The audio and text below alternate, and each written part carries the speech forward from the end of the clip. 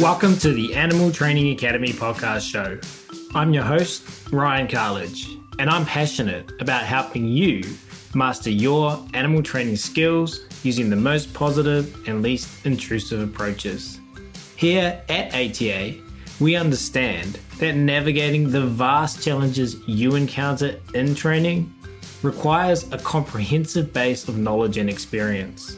It's common to face obstacles and rough patches on your journey that can leave you feeling overwhelmed and stressed. Therefore, since 2015, we've been on a mission to empower animal training geeks worldwide. We've aided thousands in developing their skills, expanding their knowledge, boosting their confidence, and maximizing their positive impact on all the animal and human learners they work with. We are excited to do the same for you. Simply visit www.atamember.com, join our vibrant community, and geek out with us. And of course, in the meantime, enjoy this free podcast episode as we explore new ways to help you supercharge your training skills, grow your knowledge, and build your confidence, so that you can craft a life that positively impacts every learner you encounter.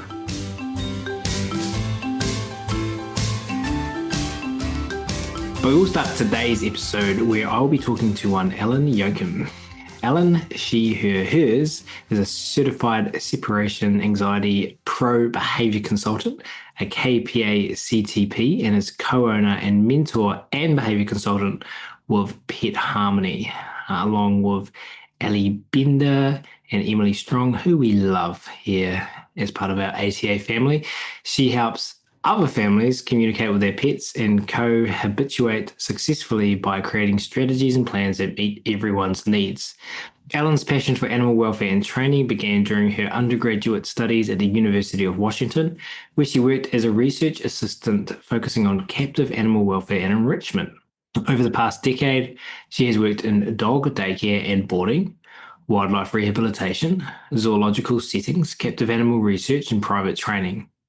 In 2015, Ellen moved to Winter Haven, Florida to work with Natural Encounters Incorporated, specializing in free flight avian education. She returned to Seattle in 2018, joining Ashma Dog Training to focus on puppy development and dog skills.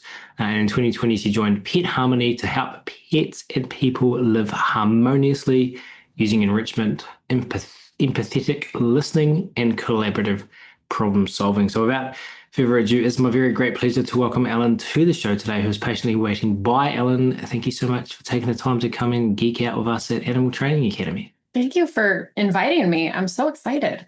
This is going to be fantastic. Now, going to test my knowledge here. Ashma Dog Training, that's Grish's. Ahimsa. What you said. Ahimsa, yeah. Like you got around with Natural Encounters, being working with Steve Martin and Ellie, Ari Bailey and Chris Jenkins, and was Vouder there at the time? Vouder came and worked with us a few times, but he wasn't still a part of the company. He was at Columbus, I think, by then. And then working with Grisha, and then now working with Ellie and Emily. We just did some podcast episodes with Megan Young. Do you know Megan? She works with Susan as one of her zoo consultants. And the name is familiar, and I imagine if I saw a face, it would strike a memory.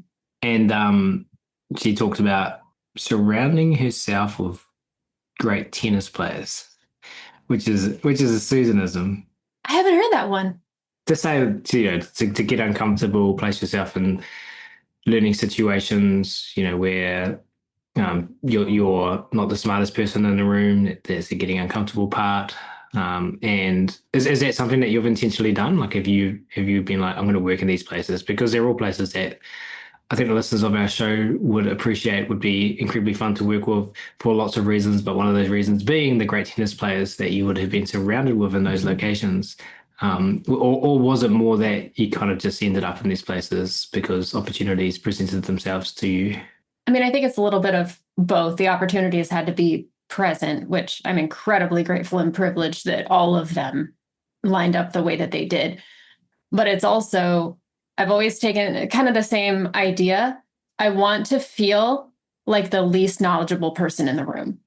I find great comfort in feeling like I am the least knowledgeable person in the room, because I can pull brilliance from all sorts of walks of life. Like in our mentorship program, I was just geeking out about this with somebody that I think the most delightful thing for me to watch is to see people take these concepts that are like second nature to me at this point, because I'm so well rehearsed and I like to think fluent in them, but to watch them pull on experiences and concepts from other aspects of life, and the way to be able to generalize these things that are just across the world experiences and say, oh yeah, I had this same concept come up back when I was designing shoes. Or we have an entomologist and she was able to take some marketing lessons and put it in the context of speaking to the audience that you want to capture isn't going to necessarily exclude people by proxy of that. She used to go out and set up traps for a very specific type of insect, and she would still get all of these other types of insects. And so to be able to watch people pull all of this brilliance and put these links together is just one of the most delightful things that I get to do. And I have also taken it to heart that I want to surround myself with people that if I started to emulate them and see them in me, I would be proud of that fact. And that's one of the things that really drove me to work with Allie and Emily, is that I could, if they rubbed off on me, I'd be entirely happy about it. And I'm so glad that they did.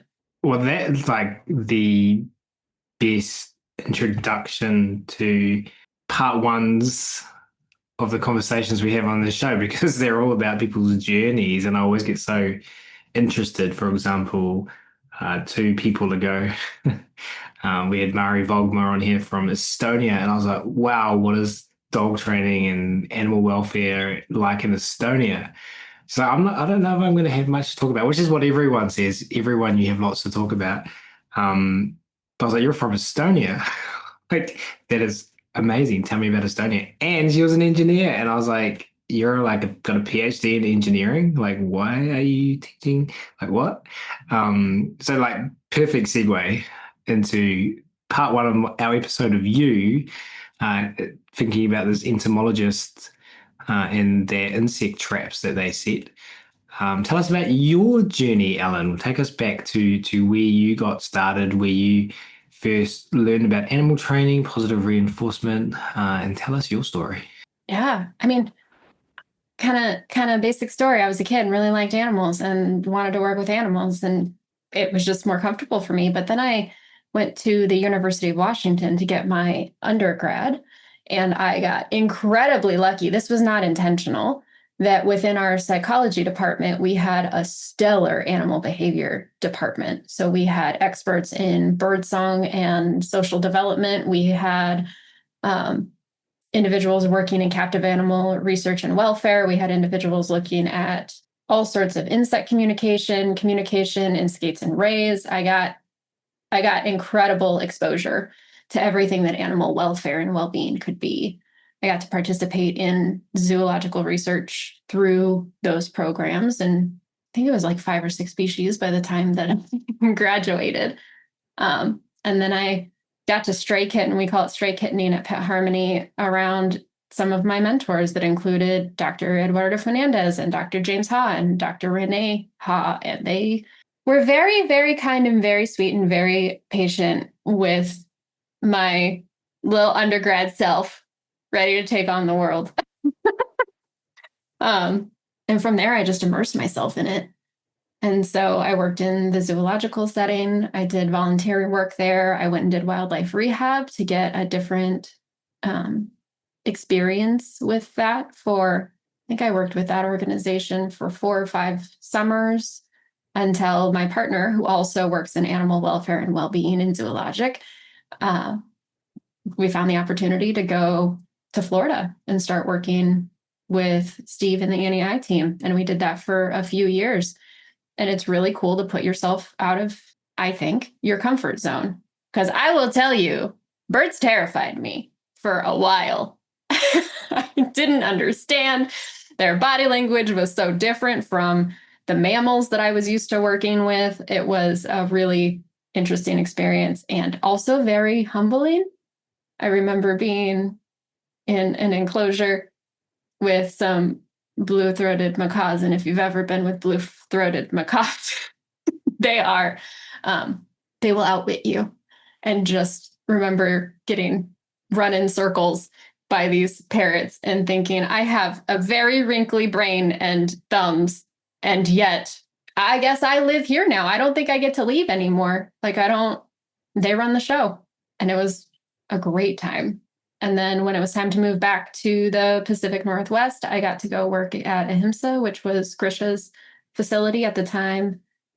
Grisha had already moved on, and that team was incredible. And I learned so much about dog socialization and puppy rearing. We specialized in helping people raise really confident, well-adjusted puppies and helping reactive dogs. And then when the pandemic hit, everything got a little different. And my partner had moved to San Jose to take a job at a zoo down there. And that's when I started working remotely with Allie and Emily, focusing really on helping families live lives with pets with really high support needs and trying to find ways to get creative and make sure that nobody's needs are getting ignored in those scenarios, which can be quite challenging sometimes. Well, I think that wrinkly brains and zygodactyl feet win every time. For those non-bird nerds, zygodactyl feet refer to the morphology, the setup of parrot feet. So that doesn't surprise me at all. Who is your partner? Your partner works for NEI as well? He did at the time. Now he works at Karen Pryor Academy. He's the director of Karen Pryor Academy, Nathan Andrews. Ah, there you go. There's something every day. What zoo research? There's so much in your story there that we went over very quickly. So let's go right back. That's fine. And let's talk about research. I'm fascinated to learn what zoo research you did and how important that was to who you became today. Yeah, probably hugely, considering the entirety of the way that I approach behavior consulting and helping families live with their pets and helping other professionals come up with sustainable ways of melding needs without anybody losing themselves comes largely from the ethological influence I got from Dr. James Ha, Dr. Renee Ha, and Dr. Eduardo Fernandez.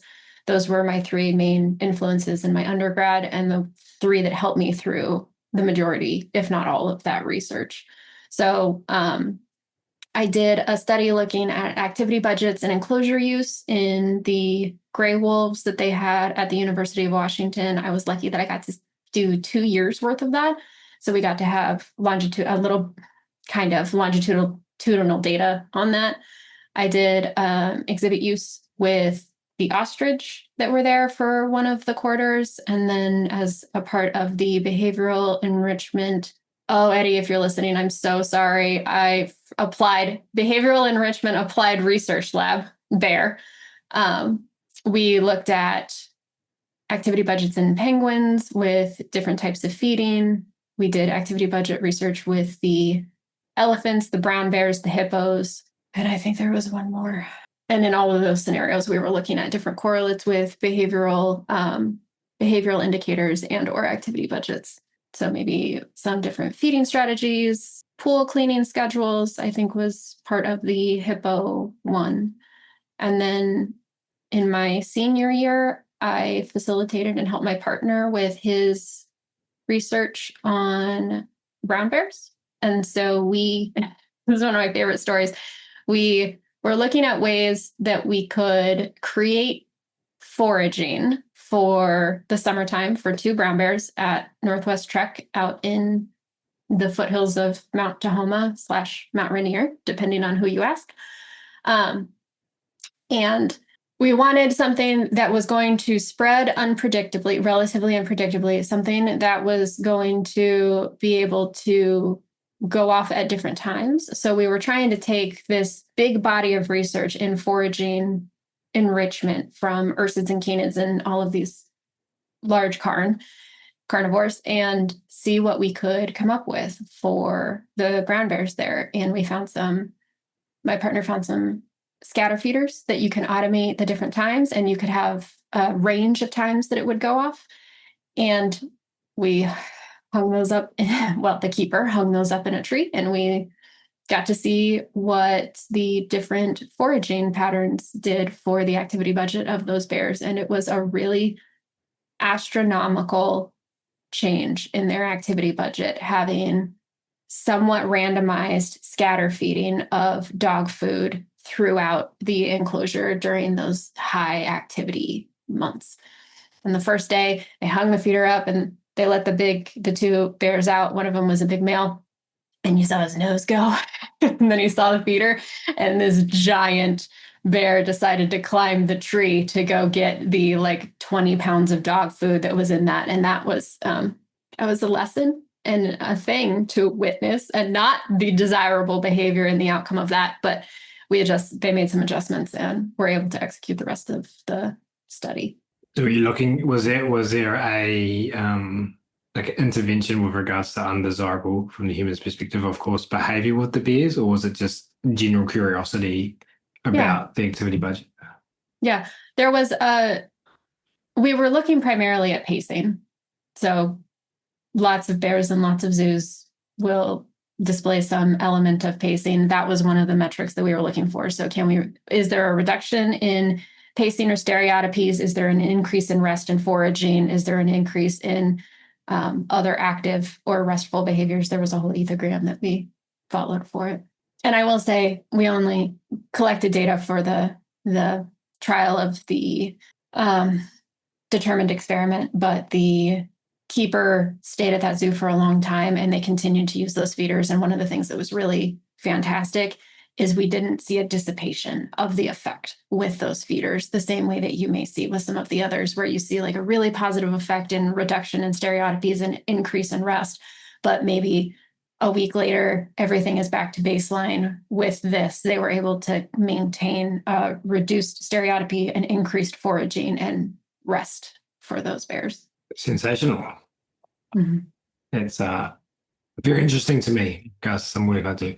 Is that I'm not going to say study because it's not a study, but it is a study? It's published. Cool. I'll get that off you after. Or maybe you can chuck it to me and we can link to it in the show notes for this episode, because I'm sure others would be interested as well. So from there you went on to, actually, before we move on, I can appreciate that learning how to do ethograms and learning how to collect data would play significantly into your role now.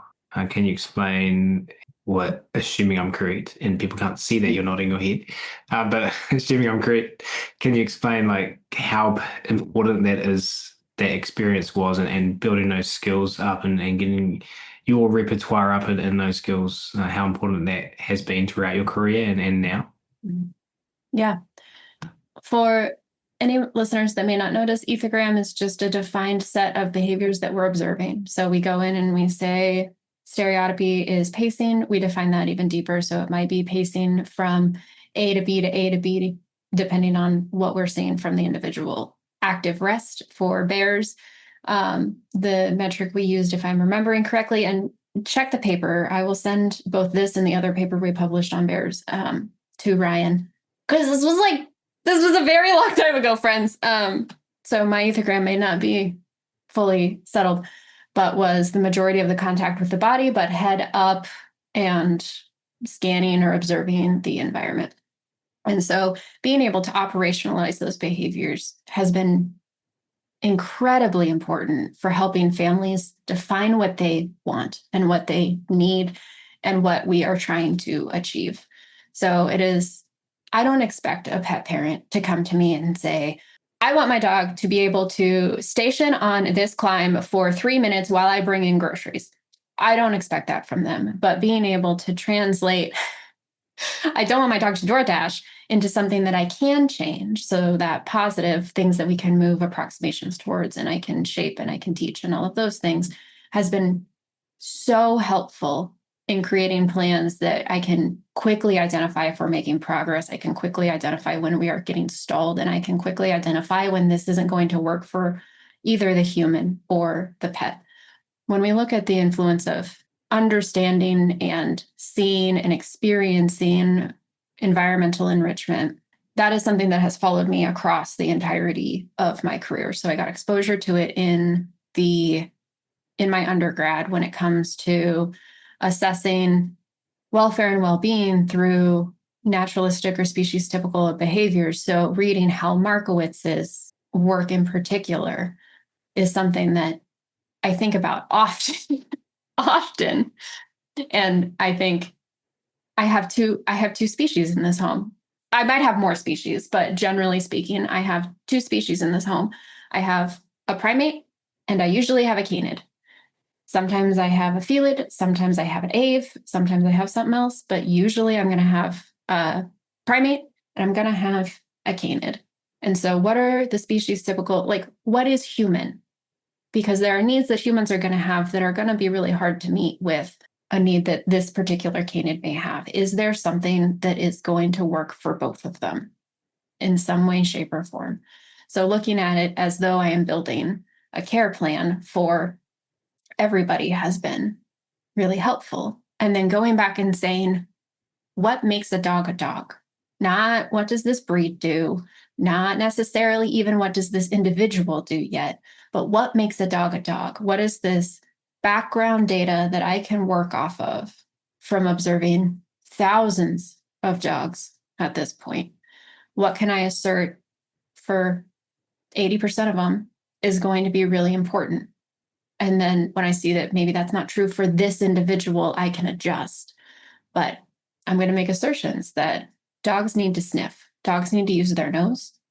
How this dog and this human are going to work together to get this dog's nose working adequately and effectively and efficiently and empathetically for this individual is what is going to change. But they probably need to get some scent engaged in some way, shape, or form. How the primate can follow up with that is the question for me. I use the word earthling a lot, which is because of my time spent with Susan Freeman, I would say. But I notice sometimes I say that the human learner and the non-human learner, and they're all earthlings, and notice the responses of some learners, especially those who aren't necessarily as interested in animal training as myself, that gives them a different perspective, one that doesn't take any behavior knowledge to understand. Oh yeah, that makes sense. But not one that they've necessarily thought about before. And I'm noticing you're using the word primate. Is that intentional, or is that just it's obviously reinforced for you because you're using it with me now? What is it about using that terminology when thinking about helping clients in their home that you find reinforcing? I tend to think of creatures. So I usually talk about creatures. You use earthling, I typically think of creatures because I don't know what's going in. But when I'm making that plan, so I know that humans, there are things that are very human. They're not uniquely human. Like primates tend to be very handsy. We use our hands. A lot of primates, if not all of primates. I don't have enough primate experience to know if all is the appropriate word. But there are things that I know are going to be really, really hard for a human because that's human. It's primate. And so putting that in the context for me as someone who believes like deeply in letting creatures be who they were evolved to be. I mean, within reason, we gotta follow some rules, friends. But when I put it into the structure of like, if I'm having a hard time watching a pet parent like reach and be really handsy with a dog, it's really easy for me to go back and be like, but they're a primate. They are being who they are. and that's okay. We don't have to approach that with judgment. Now that shifts my brain to say, oh, okay, I see that you have a primate need here. How do I meet your primate need in a way that is not invading your dog's space, or is going to lead to conflict, or is going to lead to avoidance, or any of those things? Is there a way that I can meet this need that you are just displaying in a way that is going to also work for your pet or your dog or your cat or any of those things? So for me, sometimes it comes down to the things that are so human are the things that are going to be so hard for us as a consultant or a trainer to just be like, can you not? And it's not as simple as can you not? Because that is how humans interact with the world. So to expect a pet parent to like put their hands in their pockets and never reach towards their dog is just, it's not a kindness to me. Well, that is a very unique perspective that I've never thought about before. So thank you. And I'm glad that I asked.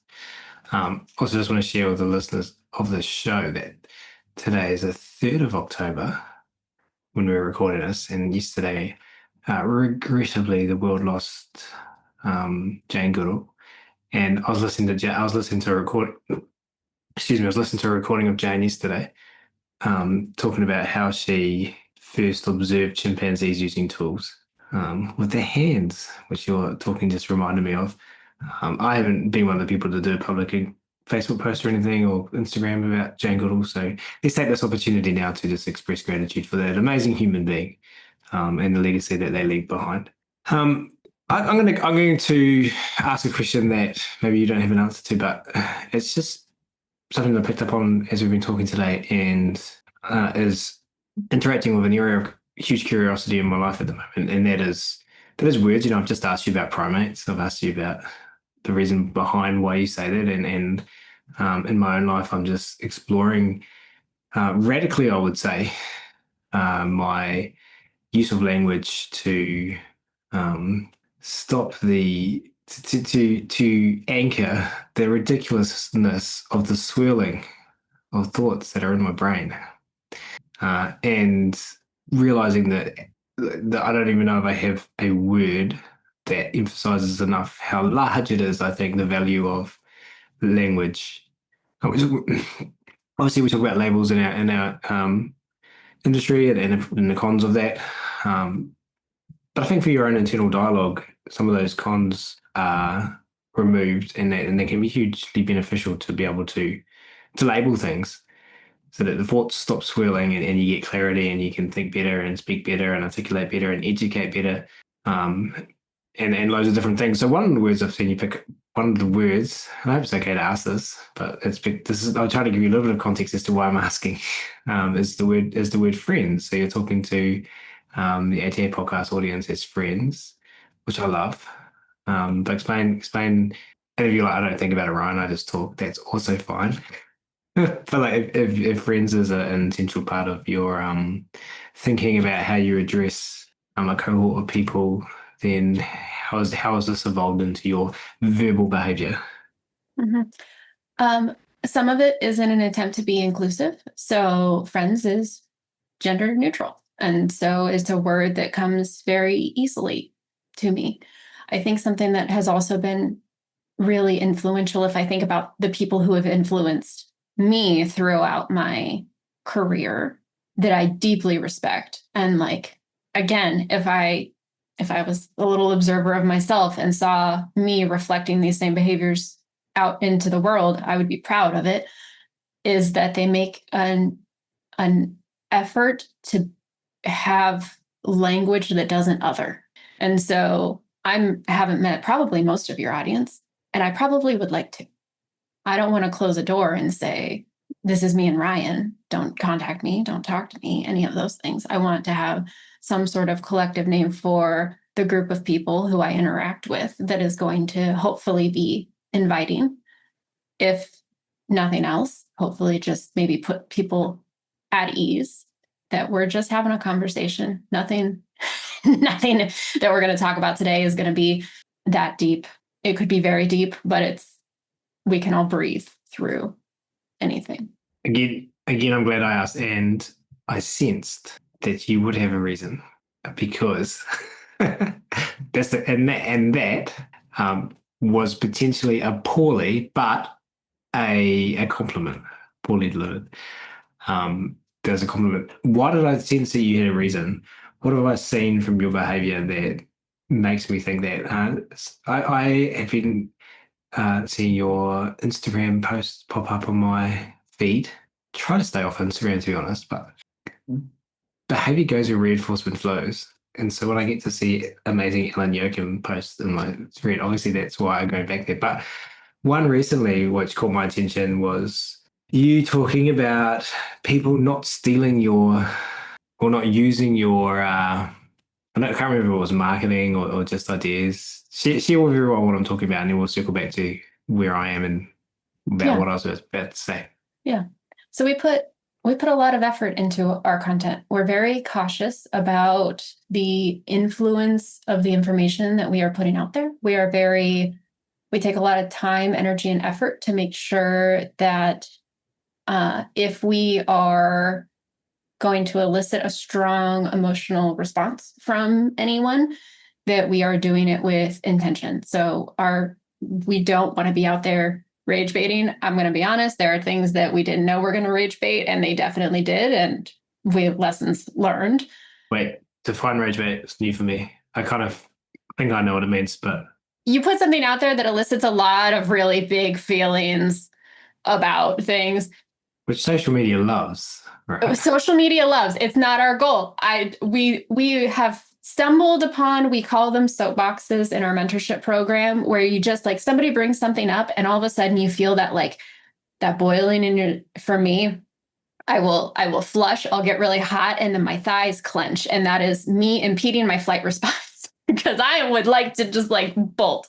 I have a very large flight response before anything else. And it's a moment where we all go, because we practice a lot of crucial conversation skills. Take a moment, assess where you are, reflect on the fact that you're having a big feeling moment, and then you can name it. I'm having a lot of feelings about that. You might have stumbled across the soapbox. And that's just a way to diffuse that tension that we have, that it's nobody's responsibility to manage our triggers. We all have them. We're working on them. But on our social media, we had seen that people were, I don't know that stealing is the right word. I think it's very sweet when somebody takes something that we have said, because I'm going to let you on a little secret, friends. Everything that we know, we learned from other individuals. Like we're not making a bunch of fun stuff up. We're just putting ideas that we've learned together. When they go and they learn and then they apply and they give us credit, that is very sweet. It lights me up. What we were seeing is an influx in individuals taking the same graphics, the same captions, maybe changing the colors, and then posting it into their own social media. Yeah, it was well articulated. And I know that you work with Ellie and Emily, so I know that you put a lot of time, energy, and effort into what you put out there, and how you operate. So therefore, back to words, and back to me sensing that you would have a reason for using the word friends, and you articulating that to me and to our listeners, because it's not just Ryan and Ellen here. Thanks for reminding us. How do you think about words, and how do you think about language? How do you think about, and I'm asking this because, Ellen, of the listeners of this show, who are caring, compassionate people, which is an exhausting thing to be. And so we've got to learn how to navigate being that person, being in this industry, and doing what we do. And therefore I'm asking because I think that it has a lot of potential to be really valuable to people, to build language and metaphors for things they have swirling around in their minds and the words they use. Yeah. So how important is it to you, if it is important, and kind of like, how do you see it being valuable for the listeners of this show? I think it's hugely important. I think this is one of the things that I talk about with people in our mentorship program a lot, because there's so much that is said in body language, nonverbal communication. There's a lot that you can pick up on. And also, if you are a trainer or a consultant, it can take a really long time to be to the point where you can attend to the humans nonverbal body language, comprehend and engage in this verbal communication back and forth, and then also pay attention to whatever other learners are going to be in the environment depending on if you're consulting for a zoo or a show or whatever it happens to be. So I think paying attention to the people that you typically interact with and see what's the language that comes out when they're struggling takes a lot of that guesswork away. And so, like, one of the things that I recommend people in our mentorship program pay attention to is the word just. Now, caveat asterisk, the other issue with language is that it is highly regionalized. And so, like, even though you and I are both speaking English, this may not be the same effect in New Zealand as it does in everywhere I've worked in the United States. So I'm pretty comfortable saying across the US, if you hear the word just, like, your spidey senses should start tingling, that there's more than what this person is about to say. So when I hear my clients or my mentees or anybody in my life say, I just need to, or he just needs to, that is steeped in pain to me. That is somebody who is struggling, and they are probably beating themselves up thinking it's just loading the snuffle mat. It's just being quiet. Like, to them, they're not in a place where they can see all of the other stuff that goes into this, what they are perceiving or judging to be a little thing. And that's a time where we should, if we are trying to meet them where they are, pause and say, oh, you might be drowning. You may be hiding it really well. But when you just need a weekend, or you just need to go get the mail, or I just need to do things, I've often seen that word just is a trigger to say, and it's a huge boulder for me. It's not just that. And that has helped me with my clients who, generally speaking, are very anxious, put way too much on themselves, have a long history of punishment. Like, it just, knowing that allows me to take some of that weight off of them having to dig into all of that. Because then I can come in and say, how about we do something else? I think that doesn't sound like it's working for you. I don't need you to tell me why. I don't need you to be that vulnerable if you don't want to be, but I can change that for you. I hope the direction we've taken this conversation is beneficial to you, the users, but it's not the user. People don't use this. Well, I could say the users podcast. The listener is what I meant to say. I'm sensing that it is, and so gratitude if you're still here listening with us. And so we think about it with just, and I just need to go load that snuffle mat. And if I think about my recent life, and me saying to you, Ellen, that we've just been on vacation, but we need a holiday to get over the vacation, because we're so stretched with meeting needs of two human primates under the age of 6, in a highly stimulating environment for 7 days straight when we took them on holiday, and at the end of that, then when the overstimulation is so much that I snap, and I judge myself as a parent, and so does my wife, and we're like, good God, they've both just gone to sleep. We love them to death. Like, I don't want to give the wrong impression here, but it's parentality. Like, it's full on sometimes. And my wife sent me this beautiful article after. She's like, read this, and I was like, the good enough parent. And we've had Nancy Tucker on the show before talking about the good enough dog, and I love this concept of, like, just 30% of the time. Like, there was a study. I don't know if it's been replicated. Don't know anything about it. Just one study in this thing. Whether it's true or not, I couldn't tell you. Don't know the methodology used. But what this one study suggested, and this idea that was helpful to me, was that kids need about 30, you to be good about, then we can define it, operationalize it, about 30% of the time. And they're pretty resilient. If you get it wrong, the other 70% of the time. And so I was just taking, and I think that's relevant to our primate clients who are just needing to load the snuffle mat or whatever it is.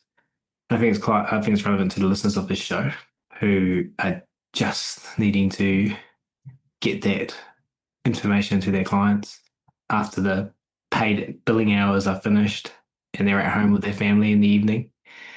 And one thing that I'm learning to do, and I'm bringing it back to something you talked about, so bear with me, bear with me, listeners, is be strategically imperfect,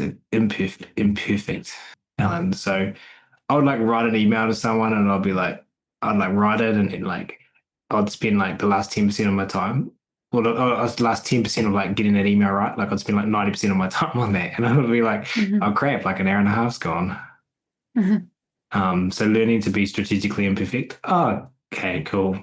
Maybe it's not right, but like probably I don't need to be right about, again, this isn't proven in science or literature at all. It's just something that's helped me.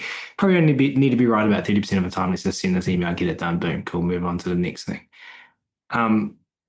What I love about Pet Harmony and Ellie and Emily and the work that I've done with them, and what I'm learning about how you operate as well, is that you do put a lot of time, energy, and effort into things. So how does this, like I've been really contemplating on this idea of strategic imperfection, and if it's beneficial for others than myself. I get the sense that it would be. But you guys are so good at putting deep thought into things in your messaging, and to a level that I imagine is quite time consuming, takes resources. So you've got to kind of, I'm sure, I mean, tell me if I'm wrong, but I'm sure you've got to kind of like make those measured decisions about like, when do we send this out? How much time do we invest in getting these things wrong? How do you navigate all of that? Yeah. We use good enough to get going. Cool. And so that is our shorthand when somebody is striving for perfection, which spoiler, perfect doesn't exist. We don't try for perfect anymore, because we all came to the realization that perfect doesn't exist. We could put on our best work and we could still find ways to improve it. So we use good enough to get going. And that is the way that somebody on our team signals, I think you might be putting too much into this.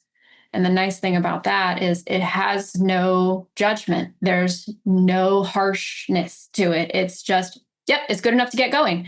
And then you can move on and we can start from there, trial and eval, whatever we need to do. And then we'll see what comes of it. We may need to refine and adjust. And that's just a part of the process. Just a part of the process. See that? You know what it is? A very laborious process to trial and eval and adjust your messaging and all of those things. But it's a part of the process. My spidey senses went off then. Yeah. So it can be pretty labor intensive. I think the nice thing that happens is we've gotten more proficient at it. It's like any other skill that we do. And so we have started to learn, because friends, if you don't know, the internet is full of consequences. We get reinforced for certain messaging and language. We know that it resonates with our people. It makes sense to them. They understand it. It may be nice to hear that, sometimes I really just would like my dogs to leave me alone. And that's just a human experience. It is. And I need quiet time. I need alone time. It's a lot to ask sometimes, I understand. But I think people have given us really good feedback. And then there are times where we have gotten what I think people intend to be punishers. Sometimes they're effective. Sometimes that's an indicator that we're moving in the right direction too, because there are some things that we will reject fiercely, and we still know that we're going to get some feedback on it. That listener, let me define what I mean when I say that. Punishing feedback that you might use the word punishing in all your understandings of what that word means, both in the behavior literature and in common dialogue between non-behavior people that use that word. That might be an indication that you're moving in the right direction. This thing that you've just said links me back to something you said right at the start of this episode. That is, you take great comfort in being the least knowledgeable person. Explain what you just said. Those two things. Explain what you said. Why is punishment and uncomfortableness for you? Yeah. And how do you know that you are? You can't because you can't just create a black and white rule, right? Like if Ellen said that if I feel uncomfortable and if I'm punished, I'm moving in the right direction. You have to be able to discern when that is not applicable. What do you mean by that? Because I love it. but I think it's valuable for listeners. I mean, some of it comes down to Emily has done a really nice job of cultivating all of us to have an idea of, is this engagement in good faith? And so when we're talking about a good faith engagement, do we have mutual respect on both sides? Are we coming to this scenario in hopes of understanding and growing our knowledge and growing our skill set and coming out the other end of a conversation maybe stronger than we were before? Are we asking questions or are we making attacks? If we're making attacks, not a good faith conversation. If we're asking questions like, what? Can you help me understand your thought process? Or can you help me understand? I said this to a team member today. I was like, I'm having a hard time understanding where your resistance is coming from. Can you help me understand that? Because I would like to help you. Like I was genuinely curious. I'm not going to come into my team and be like, get over it. That's not the ethos, the ethics that we live by. So if we have somebody who's coming to us in good faith and they're like, I think you missed the mark a little bit, that's a punisher. It's one that I welcome because that is somebody who is invested enough in me to let me know that we missed the mark. They care enough about me to provide me that feedback versus somebody out of nowhere, I don't know you, who is going to come in with name calling or something along those lines. Those are going to be those what I perceive to be intended punishers that are not going to be functional punishers. So circling back again towards the start of this episode, and what you've just said reminds me of something shared with me and something I've been thinking about recently from a mutual colleague, Ari Bailey from Natural Encounters, and she said that in her teams, she tries to create why is the word skipping me now? It's really annoying. Assumes good intent, right? So if someone comes to you with some feedback, you're assuming good intent, and the value of that in culture to have that assumption of good intent, and then how this circles back to which isn't an easy thing to do. No. How that comes back to what we're talking about at the start of this episode is surrounding yourself with better tennis players, and why I say it isn't an easy thing. It isn't an easy thing to do, and why I always pause to give feedback, Ellen, is because often I'm talking like if I frame the feedback this way, what I'm really trying to do is say to this person that behavior you're doing, stop it or modify, which is the definition of punishment, right? So for me, that's why I say it's not an easy thing to do. So I'm curious for yourself to have that perception of events if someone comes to you with feedback. Where did that come from for you? Did that come from your parents? Did that come from surrounding yourself with good tennis players for the last 15, 20 years of your career, or both, or something else? It's probably all of the above, to be honest. But I think a large portion of it is surround yourself with people where you can assume good intent. Because I have been around people where I assumed good intent. I am a very trusting person as a baseline to a fault, where I have assumed good intent and it was ill intent. And so the lesson I learned there was don't surround yourself with people where you have to play the game to guess.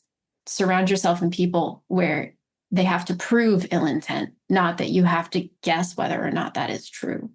And so it's really easy for me in our professional mentorship program or with some of the people I consider my mentors to go and be like, I don't understand this thing. I need help with whatever this is. Can somebody clarify this for me? Or can somebody like take this concept and flip it in a way that I can think about it differently? Because I know that they have good intent. I'm not guessing about this. I know that if they provide me feedback and they just look at me with a face that says, but why are you the way that you are? It comes with love and compassion. It is not from a place of actual, like, I cannot believe you would ask me this question. How could you not know this? And so one is I surround myself with people and I seek feedback and mentorship and accountability from people who I know have good intent. And we're in a good faith relationship.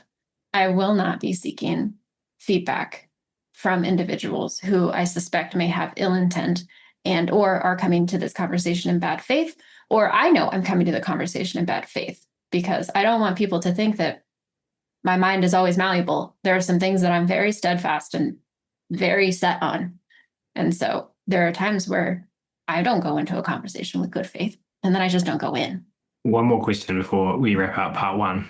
Firstly, well done earlier on. I can't remember what we were talking about now, but you were talking about if you found yourself in a situation you would feel, and then you kind of stopped yourself and you operationalized what that feeling would be by saying you'll flush and your sides get tense or whatever it was. So nice job. Secondly, after that, you talked about naming your emotions.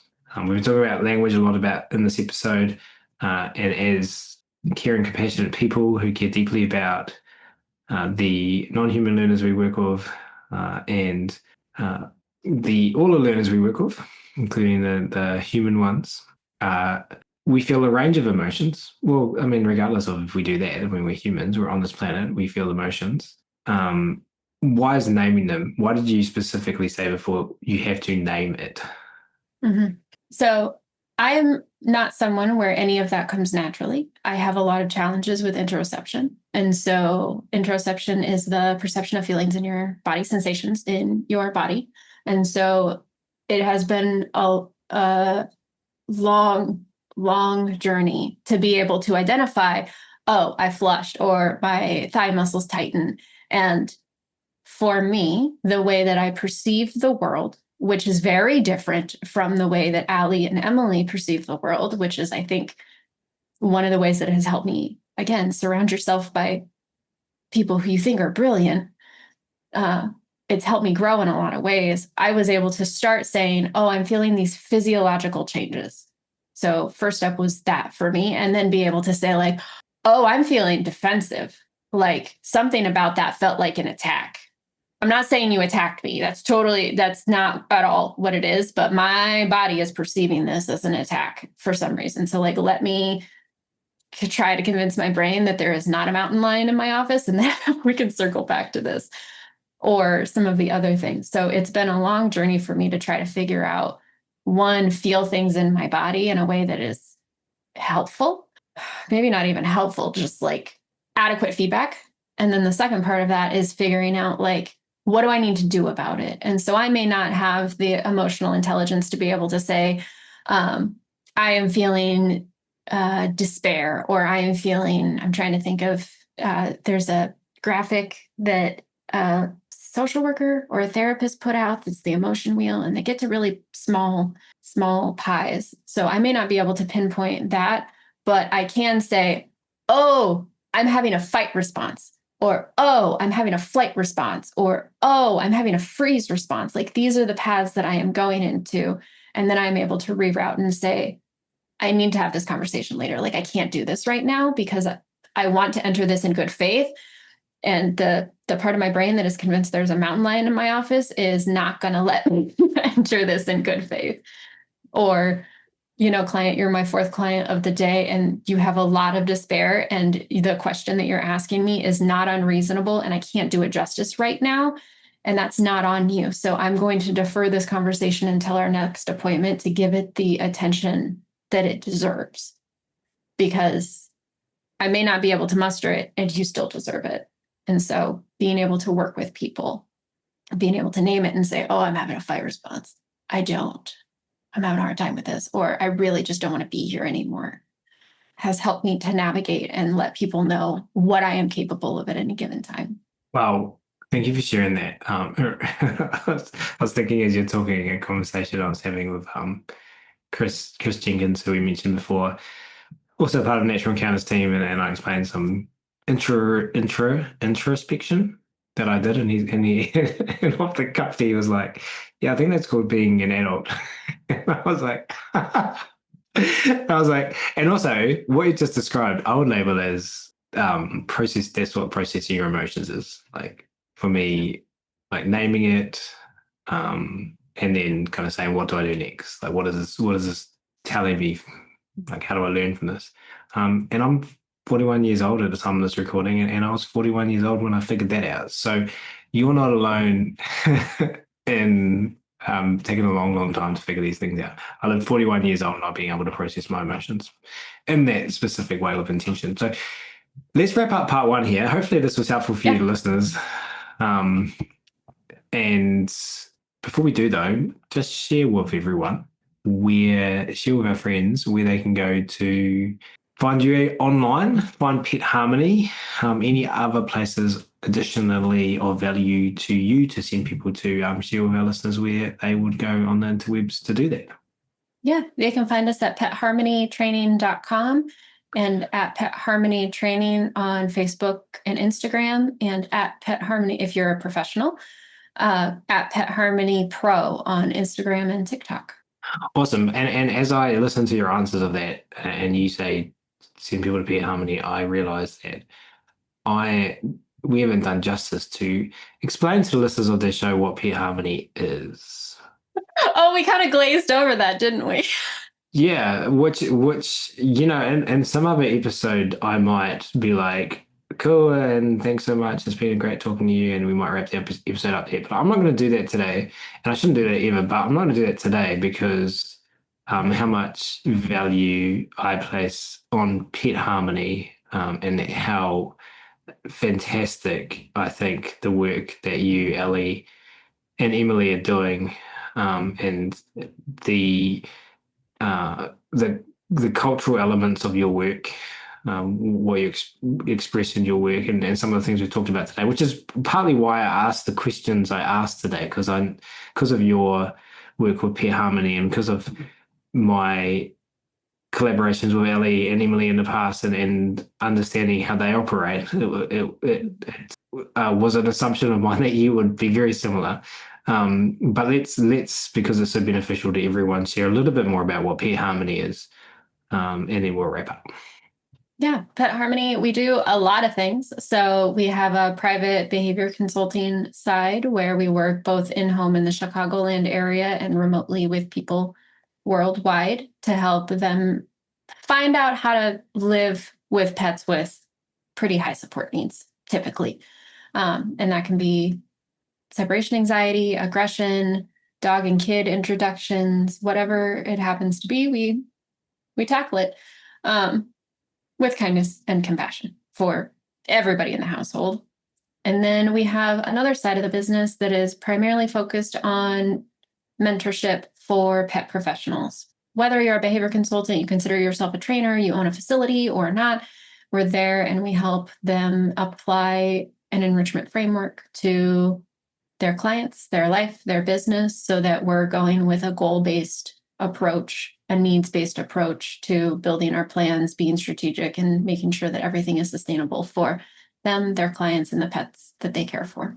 Amazing. Do yourself a favor, listeners, friends, and go check that out. We will, of course, link to all of that in the show notes. Now I can do my normal spiel. This has been so much fun, Ellen. So from myself and on behalf of everyone listening, we really appreciate you taking the time to come on the show today. Thank you so much. Thank you, Ryan.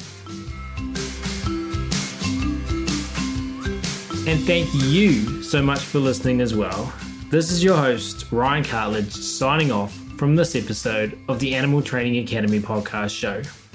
We hope today's conversation inspired you and equipped you with new tools for your trainer's toolbox.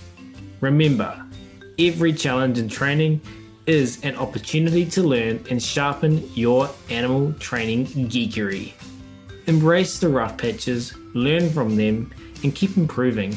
And don't forget, the path to growing your skills and expanding your knowledge continues beyond this episode.